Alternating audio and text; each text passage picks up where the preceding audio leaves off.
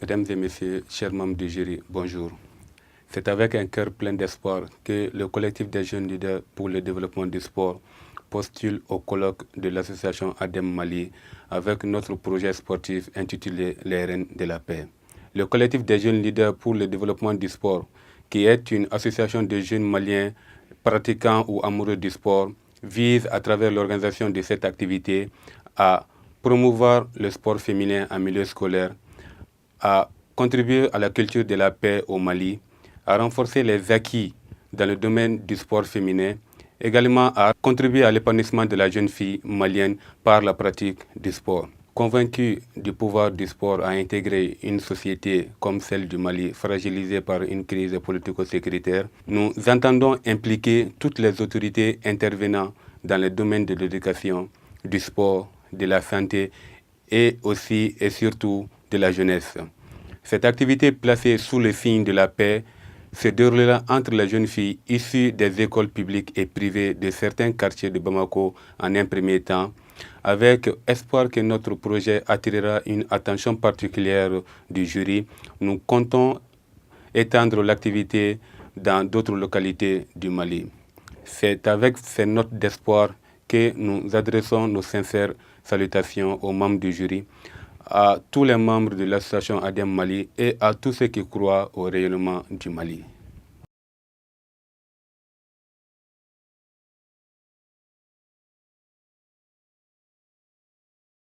Salut, je m'appelle Adam Diko, je suis la présidente du mouvement d'action des jeunes qu'on appelle le MAJ. Alors notre projet c'est appui aux aides ménagères, c'est un projet que nous avons fait parce que vous savez au Mali aujourd'hui les aides ménagères sont vraiment oubliées par rapport à la santé sexuelle et reproductive.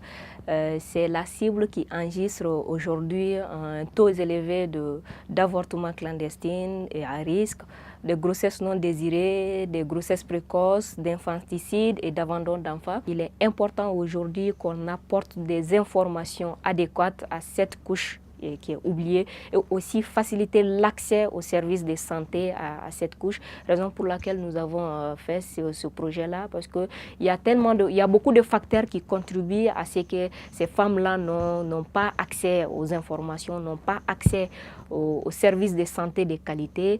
Non seulement elles n'ont pas du temps parce qu'il y en a qui commencent à travailler depuis 5 heures jusqu'à 22 heures et il y en a aussi qui pensent que le fait qu'elles n'ont pas assez d'argent, le faible taux de revenus, elles n'ont pas vraiment la capacité d'aller dans les centres de santé pour avoir des informations ou pour avoir des soins de qualité. Donc on s'est dit qu'il est nécessaire aujourd'hui qu'il y ait un appui envers ces aides ménagères-là pour les sensibiliser. Ces sensibilisations, nous allons les faire comment? À travers les émissions radiophoniques, les conférences débats, les causeries éducatives, les visites à domicile pour aller leur donner des informations sur la santé sexuelle et reproductive et aussi les orienter vers les centres de santé qui sont là et qui évoluent dans ce domaine-là, parce que cela est très important. Elles n'ont pas accès à l'information et aussi faciliter l'accès aux services de santé de qualité pour ces femmes-là. Pour finir, je tiens à remercier l'association ADM pour cette belle initiative qui contribue à impliquer tous les jeunes, que ce soit au Mali ou en dehors du Mali, au développement du pays. On ne peut que vous encourager et voilà, que Dieu vous bénisse. Merci.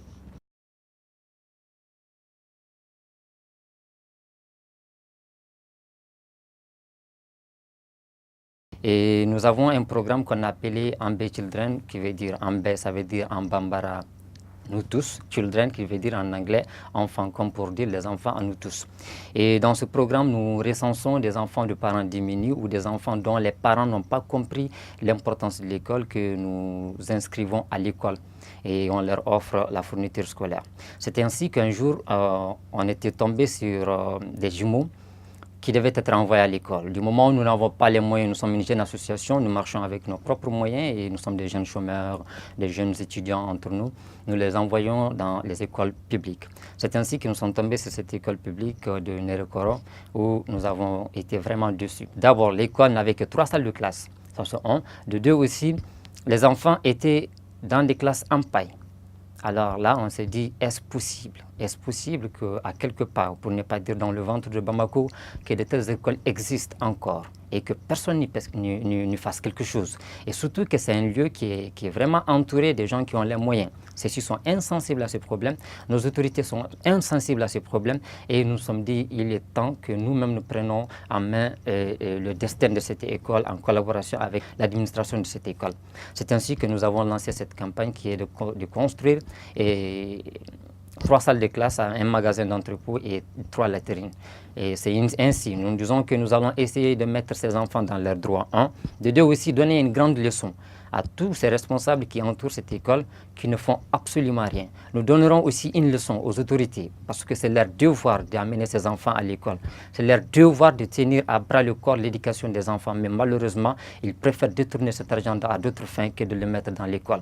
Ce serait une autre leçon, et surtout une très grande leçon à la jeunesse malienne, pour dire qu'on n'a pas besoin d'attendre l'autre pour pouvoir faire quelque chose. Il faut commencer. Le reste, là, ça peut venir. Vous qui avez eu l'initiative, membres du jury, assistance, imaginez un peu. Vous n'avez pas d'enfants, peut-être. Certains en ont ici. Ceux qui n'en ont pas ont des petits frères, des neveux, des cousins. Ceux qui en ont, ils savent. Peut-être ils les prennent dans des voitures, ils vont les déposer à l'école. Pour manger, ils ont juste besoin de tirer le portière d'un frigo. Pour apprendre, il leur faut une tablette, peut-être un ordinateur. Ceux-ci ne demandent rien de tout ça. Leurs classes sont en paille. Et avec tous les dangers que ça peut entraîner. Le feu de brousse, il suffit d'un petit vent pour que ces enfants rentrent à la maison. Il suffit de la pluie pour que ces enfants rentrent à la maison. D'une classe à une autre classe, on entend le bruit. Je m'adresse particulièrement à vous. Faites quelque chose, ne serait-ce que pour ces enfants. Ils veulent juste 3 salles de classe pour pouvoir éduquer comme les autres camarades, comme nous, nos enfants. Je vous remercie.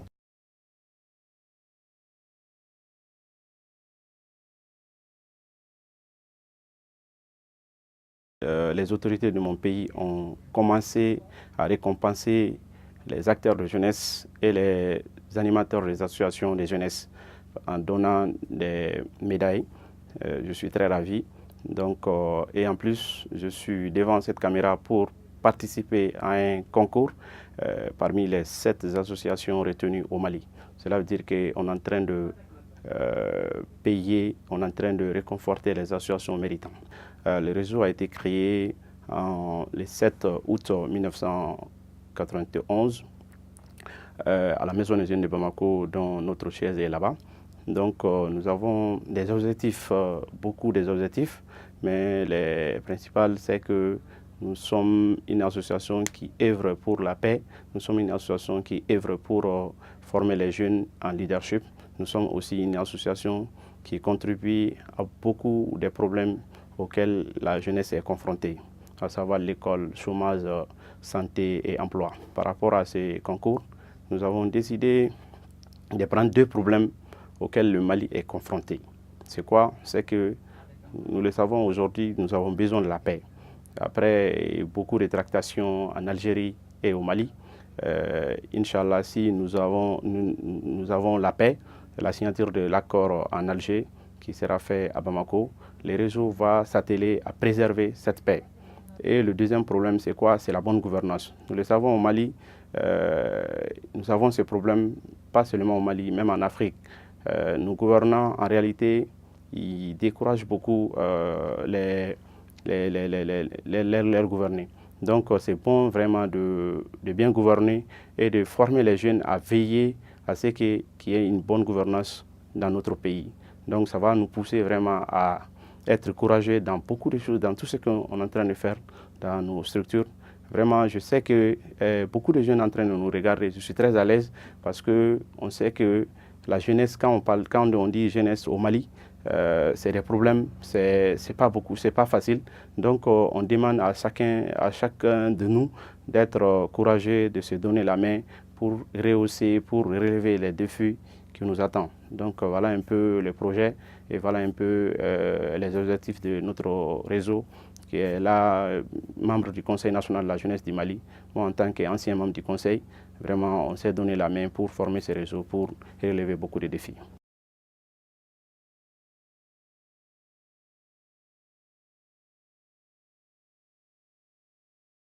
Bonsoir tout le monde, je me nomme Drissa Moussa Sidibé, je suis chargé de l'économie et renforcement, je suis chargé des finances et renforcement de l'économie de l'AGSEM. Et nous sommes là aujourd'hui pour la défense d'un projet de l'association Jeunesse sans Sida. Jeunesse sans Sida dans la mesure où le Sida se montre plus ampli et tracassante dans le milieu dont les jeunes sont majoritairement victimes de cette épidémie. Nous avons essayé de mettre en place ce projet pour que ce fléau puisse être éradiqué à travers les sensibilisations à l'endroit des lycéens. Pour cela, nous avons ciblé 10 lycées de chaque commune du district de Bamako.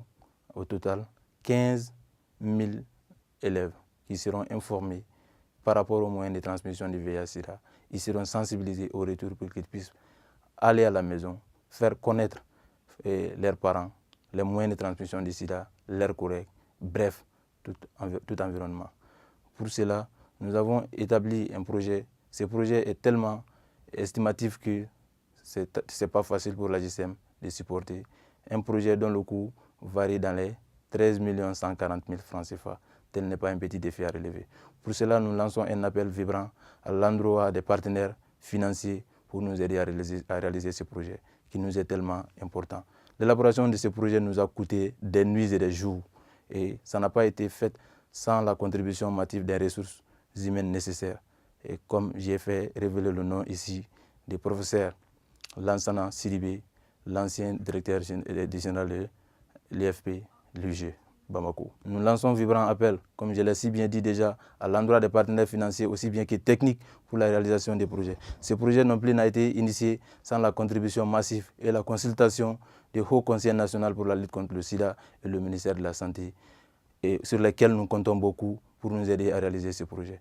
Pour cela, tout le monde est convoqué à la participation massive de la réalisation de ce projet qui concerne les jeunes et de façon particulière et la population tout entière de manière générale. Et cela n'est pas sans coût. Le coût des uns des autres puisse être la participation pour les partenaires financiers. Nous espérons qu'ils ne tarderont pas à nous venir en aide pour la réalisation des projets. Et pour cela, pour mettre fin à mon allocution, j'ai dédié une minute de silence à l'endroit de toutes les victimes de cette maladie malveillante qui continue de faire des ravages si rien n'est fait. Et pour cela, je vous remercie.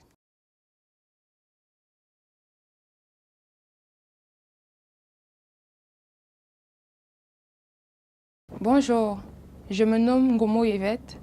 Je suis la coordinatrice du projet de scolarisation des enfants défavorisés de l'association Oui pour une enfance noble au Mali, en abrégé Open Mali. Ce projet, mis en place depuis 2002, consiste à scolariser des enfants issus de familles défavorisées, et en particulier des filles. À ce jour, nous sommes à 2600 enfants scolarisés. À travers ce programme, nous payons les frais de scolarité, nous octroyons du matériel scolaire gratuitement à ces enfants. Aussi, nous menons des activités éducatives, civiques, morales, ainsi que de soutien scolaire avec ces enfants. Ce programme consiste à scolariser des enfants issus de familles défavorisées, en particulier des filles. À nos jours, nous sommes à 2600 enfants scolarisés, de Caille à Gao, en passant par le district de Bamako. À travers ceci, nous payons les frais de scolarité, nous octroyons du matériel scolaire gratuitement à ces enfants. Nous menons aussi des activités éducatives, civiques, morales, ainsi que de soutien scolaire avec ces derniers. Dans les années à venir, nous envisageons d'augmenter le nombre d'enfants à scolariser, ainsi que d'augmenter la quantité d'activités à mener, sur le plan civique surtout, au vu de la situation de notre pays et de l'importance de l'unité nationale, ainsi que de mettre en place un programme de santé pour ces enfants qui sont défavorisés. Merci.